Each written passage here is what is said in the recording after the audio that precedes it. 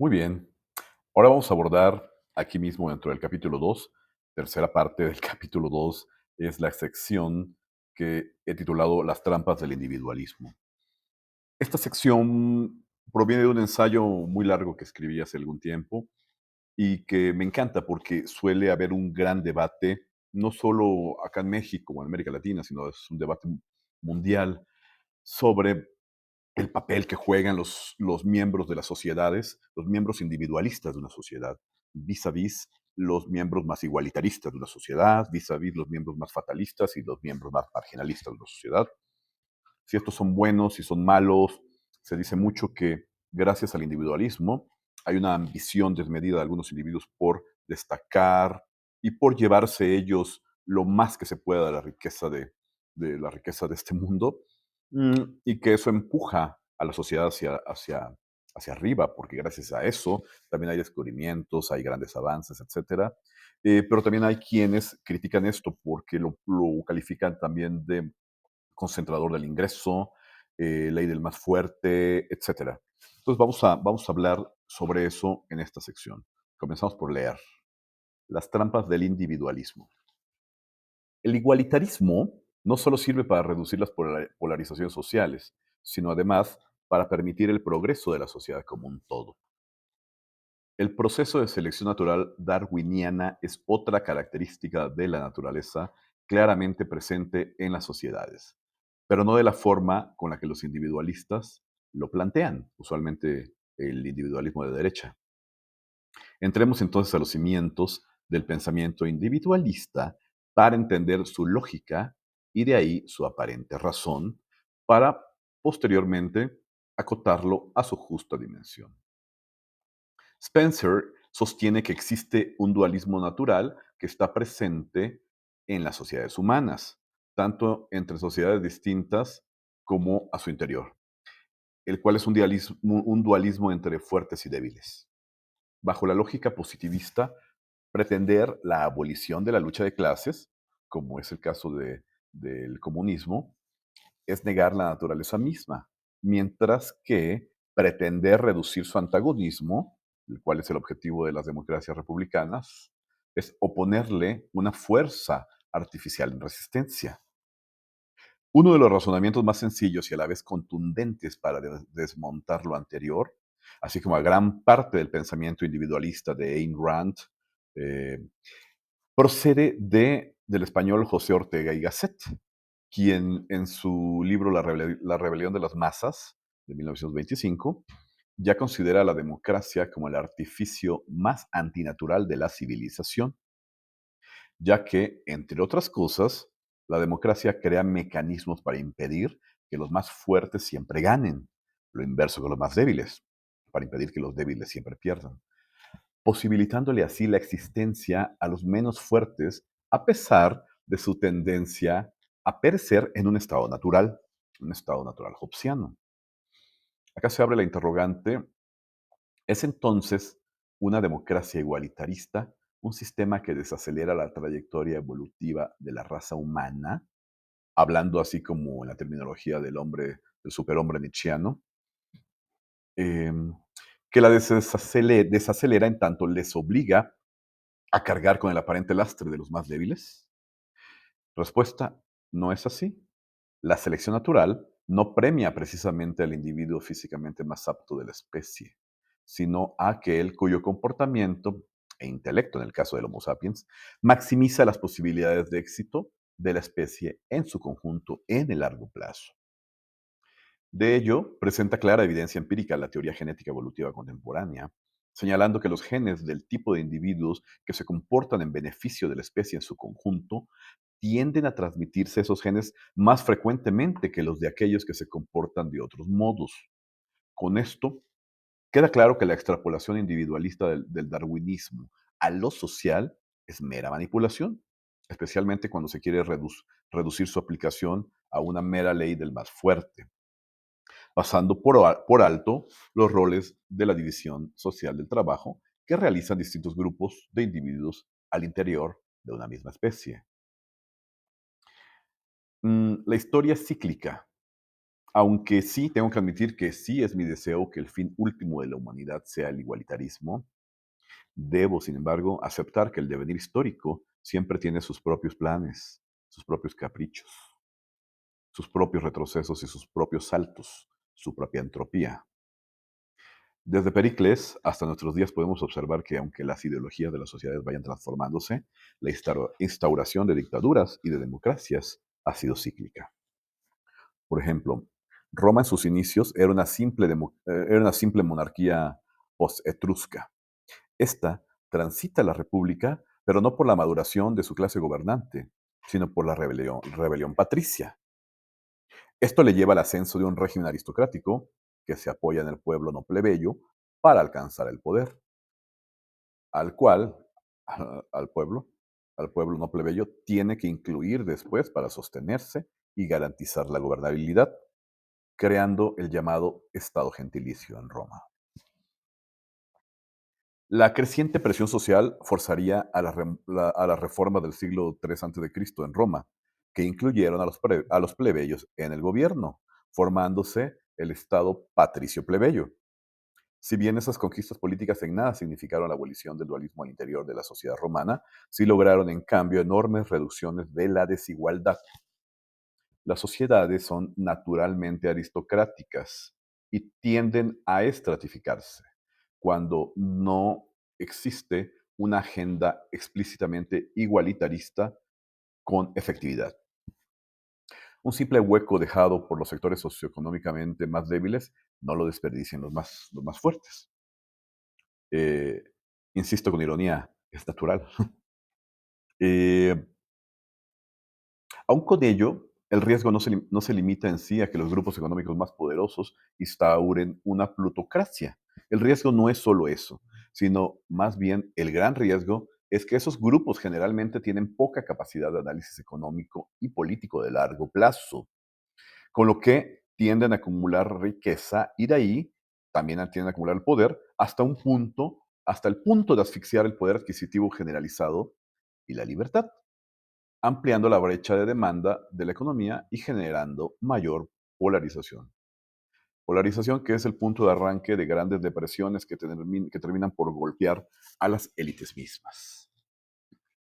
La República de Roma de la Antigüedad es destruida por la dictadura, pero para sorpresa de la retórica de Cicerón, esta logra devenir en imperio gracias a su superioridad tecnológica e institucional relativa, comparativa con otras sociedades de la época. Similar a los egipcios, a los aztecas y a todo imperio, el financiamiento, tanto para las élites del Imperio Romano como para su pueblo, se obtiene de la explotación de los pueblos tributarios. Sin embargo, sin embargo, sociedades sin esa fuente externa de explotación corren el riesgo de ser reemplazadas por largas dictaduras, generalmente sangrientas. La implementación del igualitarismo es especialmente adversa en sociedades con una larga tradición de desigualdad y autoritarismo. Octavio Paz señala que la ausencia de tradiciones democráticas a lo largo de la historia de América Latina ayuda enormemente a explicar la facilidad con la que se forman dictaduras en la región, se han formado, y con ello el aumento de la desigualdad sin mayor resistencia. Previo a la conquista española, las teocracias militares regían a las ciudades-estados de Mesoamérica y de Perú. Después acaecen 3 siglos de virreinato que nada más ni nada menos provenía esos virreinatos de una de las monarquías más absolutas de Europa, la española. El siglo XIX, acaso con la excepción de la breve República restaurada de Juárez y Lerdo, se debate entre dictaduras, golpes de Estado, invasiones extranjeras, guerras civiles y breves imperios. Durante el siglo XX, en México, la dictadura de Díaz, las luchas revolucionarias y de 1929 al 2018, el monopolio del PRI y del PAN conducen al país, mientras que la ocurrencia de golpes de Estado y de la instauración de dictaduras militares se vuelven recurrentes en varios países de América Latina. Con esto quiero destacar lo raro que es la democracia, lo raro que ha sido la democracia en América Latina y el Caribe. Otros rasgos que dificultan la implementación del igualitarismo son la indefensión aprendida y el colaboracionismo y el colaboracionismo culposo. Son dos conceptos muy importantes, que el primero proviene de la psicología, básicamente, y el segundo proviene de la ciencia política. En las dictaduras surge un particular conflicto moral al interior de la sociedad. El ciudadano que vive bajo una dictadura suele tener la impresión de estar haciendo algo malo. La interdependencia entre cualquier actividad de esa sociedad y la dictadura le genera al ciudadano una sensación de complicidad, que sin embargo al mismo tiempo el ciudadano se exculpa porque sabe que está siendo obligado a ello. Por eso, cuando una nación voluntaria o circunstancialmente destituye una dictadura y comienza a transitar a la democracia, una fuerte responsabilidad moral guía la obsesión de la restauración democrática por poner candados al resurgimiento de la dictadura y por implementar medidas igualitaristas. Por eso, tanto para Ortega y Gasset como para Karl Popper, el gran mérito de las democracias consiste tanto en que se oponen a la tendencia natural de las sociedades a acumular excesivamente el poder, así como a que logran reducir al mínimo la violencia de Estado. Esto es muy concepto de Popper, quien además señala que si bien las democracias no son ni nunca lo han sido el directo ascenso del pueblo al poder, pero reconoce que su instauración al menos permite el funcionamiento de instituciones capaces de evitar el ascenso de la dictadura. No obstante, las circunstancias para el siempre latente retorno a la dictadura son más propicias en aquellas sociedades con una larga tradición dictatorial. Por ello, la cultura democrática es tan importante de implementarse. Hasta aquí por esta sección.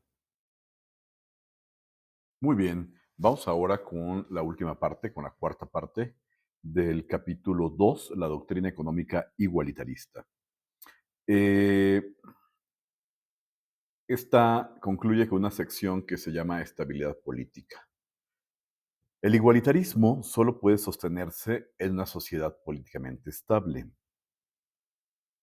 El, el individualismo, en cambio, puede subsistir aún a pesar de ingobernabilidad, echando mano del uso de la fuerza. Los movimientos revolucionarios surgen ante todo por necesidades largamente insatisfechas de reordenamiento económico, donde la inhabilidad de los estados para crear un nuevo punto de equilibrio es su principal catalizador.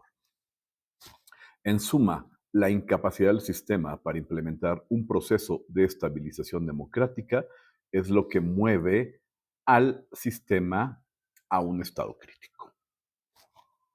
Para Vildavsky, una democracia estable es, ante todo, una coalición de culturas, planteamiento que constituye la piedra angular de la llamada teoría cultural de Margaret Mead. Dicha coalición recoge la voz y demanda de diferentes actores, mismos que negocian un punto de equilibrio. Lo anterior implica la existencia de una ponderación diferenciada entre los distintos actores. Ciertos actores, valiéndose de algún tipo de control estratégico de recursos o de características particulares, persuaden al sistema para que su peso específico cuente por más de uno. Esta es la base de la enajenación de la representatividad social dentro de un sistema político. ¿Sí? Cuando ves que hay un poder económico de un pequeño grupo cuya ponderación de opinión o de decisión es superior al resto de la ciudadanía. Mm. Adicionalmente, el peso concedido a cada actor depende de la afiliación cultural del evaluador. Así, para un igualitario, esto representaría una preocupación, y lo es y lo debe ser, ya que argumentan que cada uno cuenta por uno y no por más de uno. Para un marginalista, esto es válido solo si se apega a un principio ordinal de cualidades, esto es, solo aquellos con las características apropiadas pueden contar como más de uno. Un individualista, en cambio, no vería nada de malo en ello siempre y cuando permita una asignación eficiente de recursos en la sociedad.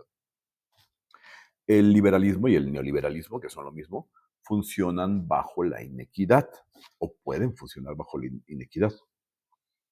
Con el empirismo de John Locke como soporte, Adam Smith y después también David Ricardo plantearon un liberalismo económico rector de la distribución de los recursos de la sociedad y derivado de ello también del poder.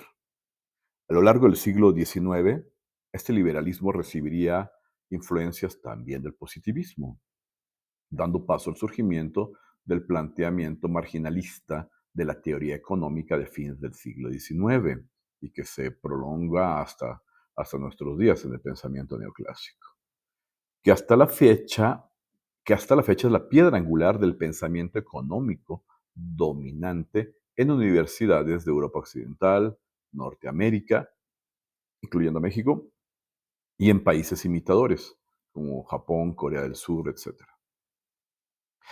También este pensamiento predomina en las instituciones financieras multilaterales. El liberalismo económico, aun cuando aparentemente no contradice ni a la democracia, ni a los derechos del hombre, ni además postulados igualitarios, sí requiere de un proceso de acumulación de capital y discriminación de actores económicos que, en caso de ser abruptamente implementado, comúnmente llega a contraponerse a perspectivas igualitarias de la democracia. El liberalismo del siglo XIX y de principios del siglo XX en México significó el avance de la burguesía en el proceso de acumulación de capital e industrialización, en lo cual no tiene en un sentido estricto nada de malo, pero esto conllevó a un retroceso en términos de equidad para las mayorías empobrecidas.